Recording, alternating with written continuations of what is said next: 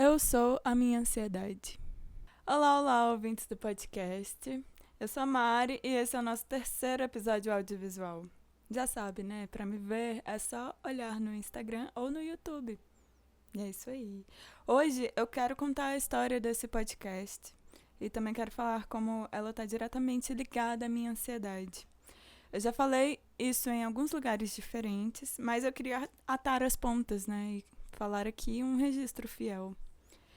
Vocês sabem que eu sou a Mari, eu tenho 22 anos, faço licenciatura em música na UNB.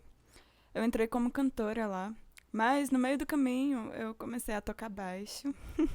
Do nada escorreguei, tô numa banda. Ops, a gente fez uns shows. Ops, né? Então eu também dou aula de ukulele e eu amo ukulele, mas eu também odeio falar para as pessoas que eu toco ukulele, porque eu odeio as músicas que as pessoas pedem para eu tocar no ukulele. É um repertório muito paia. O ukulele é heterotop, né? Bom, eu me resumi aqui, mais ou menos, mas uma coisa muito pessoal sobre mim é a minha ansiedade. Ansiedade é uma coisa particular, é claro. Cada um vive esse desespero de uma forma. A gente precisa entender que ansiedade não é só ficar nervoso antes de tocar ou qualquer outra situação recorrente de insegurança que todo mundo passa. Ansiedade é um descontrole químico bem grave. E eu só posso falar por mim, porque cada pessoa tem um conjunto de situações pessoais que viram essa chavinha interna para o estado de apito, de ebulição.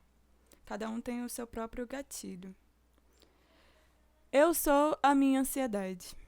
Eu sempre fui. Ou pelo menos eu sempre me senti assim. E o começo da quarentena para mim foi horrível. Foi o fundo do poço. Eu tive sérios momentos de taquicardia, de choro, momentos de solidão, me sentindo podre, abandonada por dentro. Porque eu não soube lidar com a nova rotina. Conviver com a minha família nessa nova frequência era extremamente desagradável. E eu não tinha para onde fugir. Eu não tinha mais o NB para passar o dia fora. Eu não tinha o que estudar.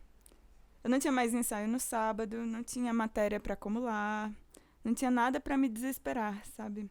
E isso me deixou bem vazia mesmo. Eu não sabia viver de outro jeito até então. E eu estava absolutamente perdida e sozinha num buraco horrível. E aí, em abril, as minhas crises atacaram bastante. Mas, com o passar dos meses, eu fui pegando a manha da quarentena, se é que isso existe. Eu fui ficando mais domada pela rotina. Eu tava muito, muito triste ainda, é claro. Eu me sentia o Sísifo do conto, né? Tipo, todo dia o Sísifo carrega uma pedra pro topo do morro. E aí, assim que a pedra tá lá, a pedra rola morro abaixo.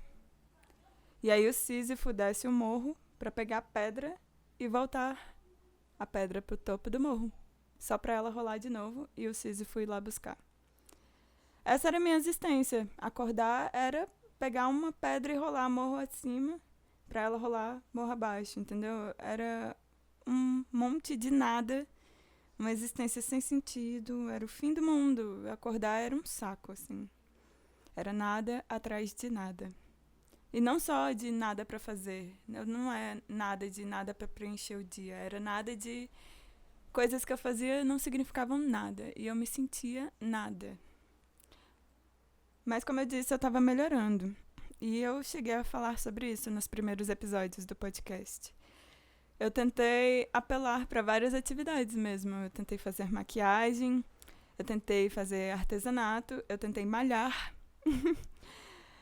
E eu voltei a conseguir estudar mais de 10 minutos sem sentir vontade de gritar muito agudo de estresse.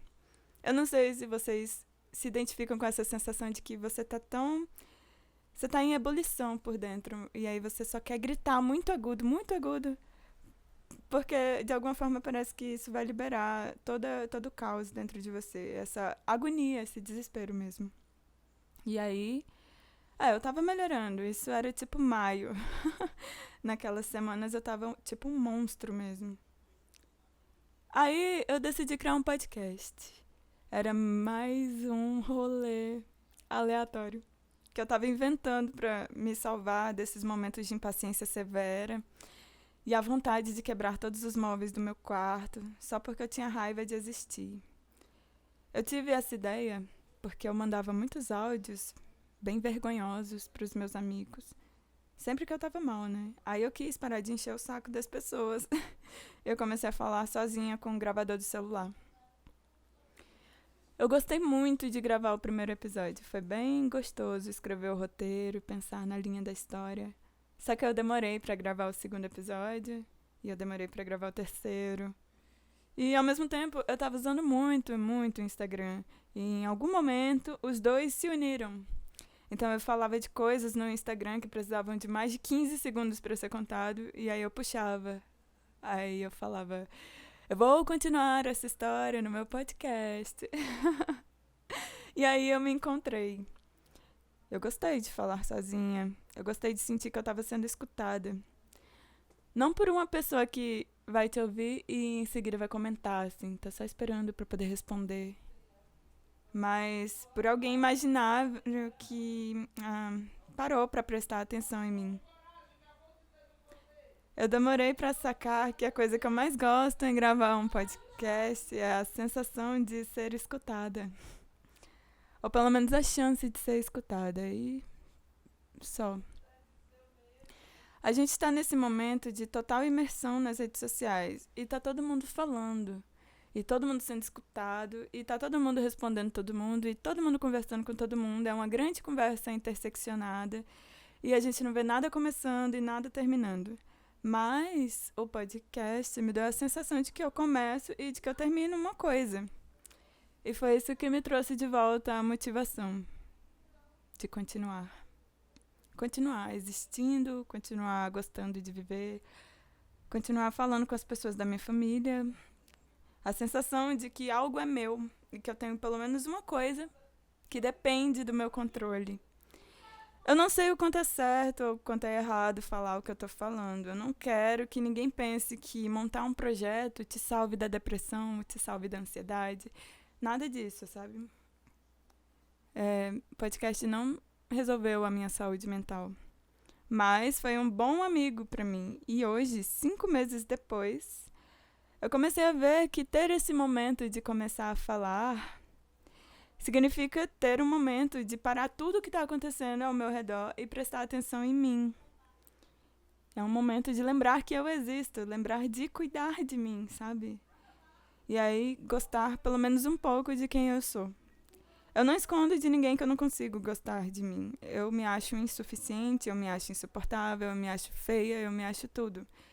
Mas quando eu gravo, eu esqueço isso. E aí eu tô nesse momento de parar essas vozes da minha cabeça e só prestar atenção em mim, sem julgamentos, sem críticas. E aí eu me sinto ouvida durante a gravação. Eu sinto por um momento que vale a pena me conhecer.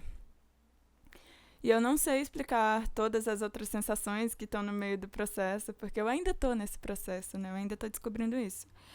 Mas o que eu quero dizer mesmo é que eu amo fazer esse podcast. E eu espero fazer muitas coisas com ele ainda. Entrevistar as pessoas foi uma ótima sacada para mim. Eu me senti ainda melhor. Eu adorei conversar e conhecer cada um dos convidados que eu trouxe para cá. E eu sou sinceramente fã de todo mundo que eu chamei para entrevistar. Eu não convidei ninguém que eu não admirasse antes. E foi uma ótima desculpa também para me aproximar de pessoas que eu nem conversei direito nunca, assim. Eu espero nunca ter que entrevistar ninguém que eu ache tosco. Vamos torcer pra isso não precisar acontecer. O lance do audiovisual tá sendo uma boa aposta pra mim também. Mas eu não sei no que isso vai se transformar. Eu tô empolgada, mas tô atirando no escuro. Bom, eu ainda acho que eu sou a minha ansiedade. Eu sempre morro, eu sempre choro, o meu coração dispara, eu perco a noção da realidade. Eu começo a conspirar teorias, eu acelero os fatos, eu assumo que todo mundo está pensando e cada vírgula eu interpreto ao meu modo. Eu distorço toda a realidade e vira uma coisa paralela na minha cabeça. Eu não tenho controle disso, eu não sei parar. O podcast não me salvou de mim. Na real, tem altas questões sobre entrega, preocupação com o que os ouvintes vão pensar, porque eu me importo demais com ele. Eu tenho muitos medos e muitas expectativas. Mas eu realmente só queria falar que ser podcaster agora tem sido um ato de me amar. Pelo menos enquanto eu gravo. Eu começo a prestar atenção em mim de um jeito não maldoso, né? Eu não me odeio enquanto eu falo. Eu me escuto. Então eu acho que quando eu mencionei mais cedo que o que eu mais gosto em gravar o podcast é a sensação de ser escutada, eu quis incluir também ser escutada por mim mesma. Eu também me escuto, isso é importante para mim. Ser podcaster e ser artista também me faz pensar que eu não sou uma causa perdida, que ainda tem chance para mim. Quem sabe, né? Eu gosto de sonhar com um mundo em que eu consigo me admirar. Ou que eu consiga me assistir tocando e pensar que eu iria no meu próprio show, sabe? Tomara que esse momento chegue. Por enquanto, eu ainda sou a minha ansiedade. Mas agora, pelo menos, eu acho que é possível, em algum momento no futuro, não ser.